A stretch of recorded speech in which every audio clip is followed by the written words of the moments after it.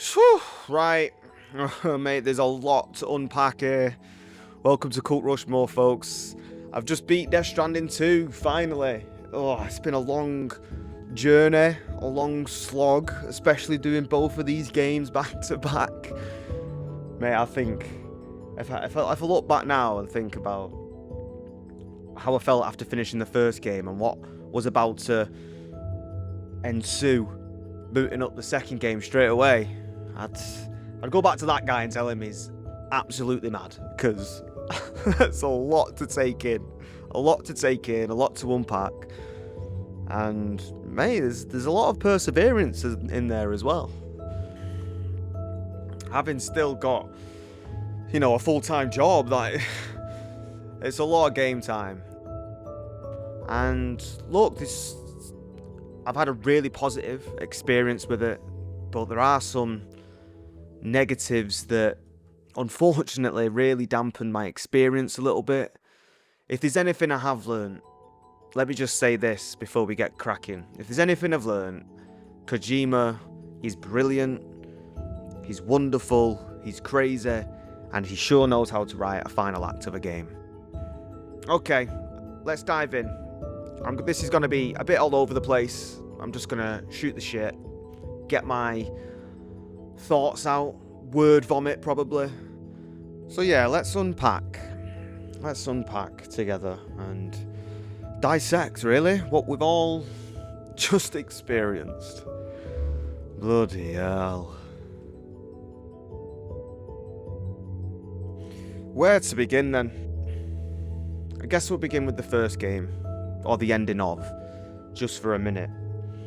Because you see, the pace in that final act of the first game, it was amazing. You were getting all the payoffs you needed, all the action was building, the twists were coming, and everything was building to a crescendo narratively, which was just so original and blew my mind. But going straight into the second one, it felt quite seamless at the start, the pace kept on hammering you with epic moment after epic moment, with Sam on the border of Mexico hiding out in his own little bubble with Lou. Talk about epic intros when that camera panned out to reveal all the mountains of Mexico. Oh mate, the fidelity, sheesh, through the roof. Absolutely left my jaw on the floor. So obviously Sam proceeds to link Mexico, taking on your first ghost mechs, and which were just awesome addition. I knew then when I saw the ghost mechs that we were in for a different enemy variety, a bit more of a radical change. But then, after having a relatively decent boss battle with the big BT, Lou supposedly dies, and it's like, what the fuck? What is going on here? No way have they just killed the emotional anchor of the game. That's how I felt, and look, you see, Sam's fractured mind, he struggles to come to terms with it all. But I don't know, look, I really do want you guys to share your experience with how the story and the narrative played out, because that's why I'm here. I'm here mostly playing these games for the amazing original concepts of the first game leading into the second one. But with the fact that Sam's fractured mind can't really come to terms with it, it seemed it would have been better served at this point, if us, the player, thought she was still alive like Sam. Do you know what I mean? Like, it feels a bit disconnected for us to be in with Drawbridge keeping a secret from Sam, knowing that Sam's essentially just tripping balls. I do feel like the game would have played out a bit better if it made more of an effort to make us believe that she was still alive like Sam. I don't know how they would have done that, but... And when the game opens up through the plate gates to Australia, and you get the vast landscapes of the continent, I feel like it became very basic to traverse. You know what I mean? Like, it's all very flat landscapes, and too many vehicles dotted about. And I know there's a setting where you can turn off the online connectivity part of the game, where vehicles are left everywhere, roads, etc, but I feel like the rhythm of, like I said, going from the epic ending of the first game into the epic start of the second game, and then to the usual gameplay loop once more.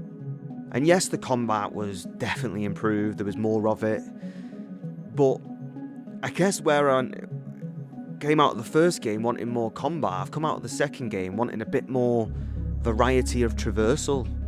Like, there's not once, really, I felt like I really needed to think about what tools I was taking with me on a journey. Do you know what I mean?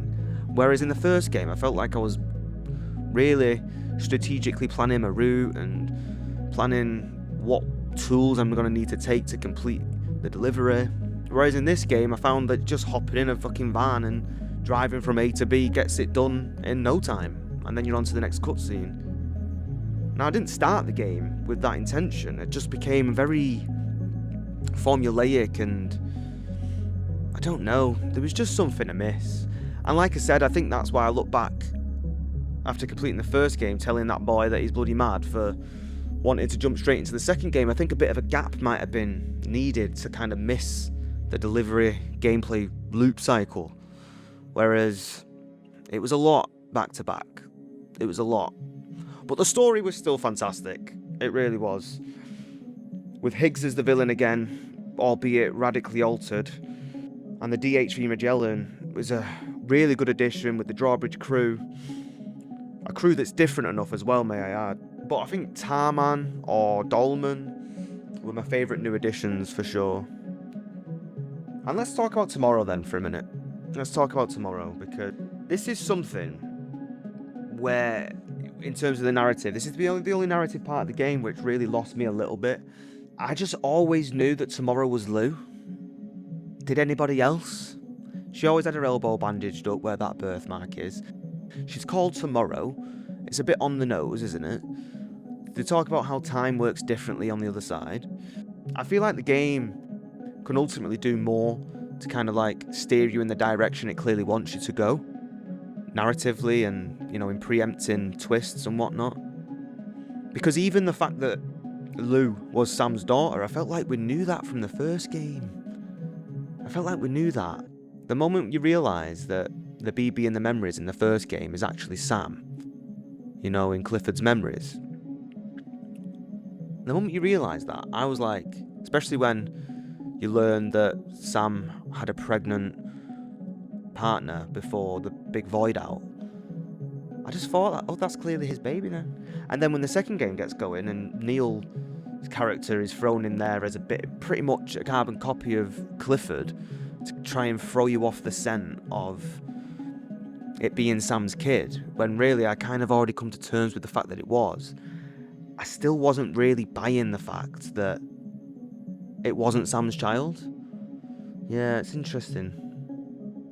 Sorry, I know it's a bit of a ramble, but, you know, when a game really sticks with you, for the good and the bad, you know, it's hard to get a perfect game at this point. Like, the first one, you know, it wasn't perfect for me. You know, it wasn't perfect. The gameplay left a little bit to be desired, but ultimately, the story was just so incredible. And the story was still really good in this one. I just maybe wish I wasn't as dialed in to kind of guess where it was all going. That's what I loved about the first game, is that I never really knew where the story was going. Was it that obvious for you guys? Please do let me know in the comments, like I said. One final thing I want to touch on as well before I bounce, it's the boss fights.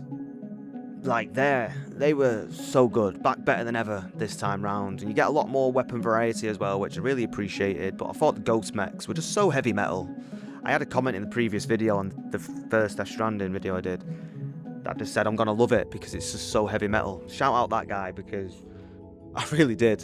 I really did like that aspect. It's just got crazy with Higgs and his guitar and literally shredding at the end of the game in that boss battle. I was like, what the fuck is this, man? This is so good.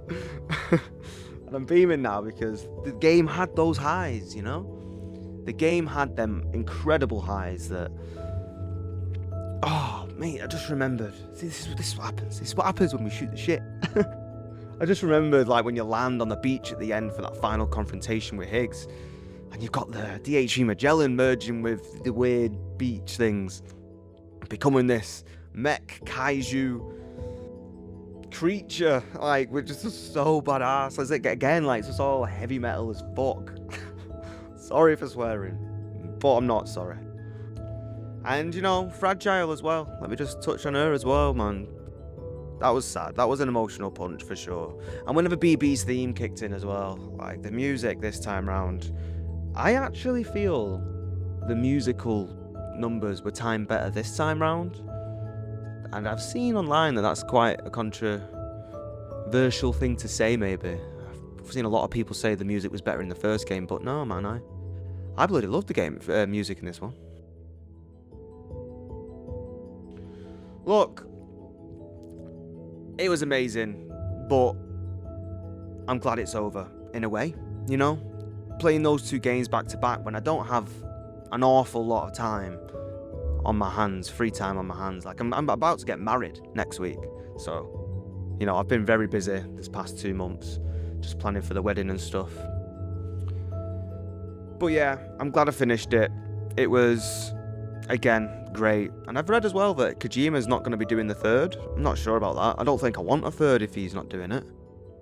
Maybe he's left it open with Tomorrow there at the end. Or Lou there at the end, should I say. Maybe he's left it open to come back to in a good few years, give it a good break, work on some other stuff.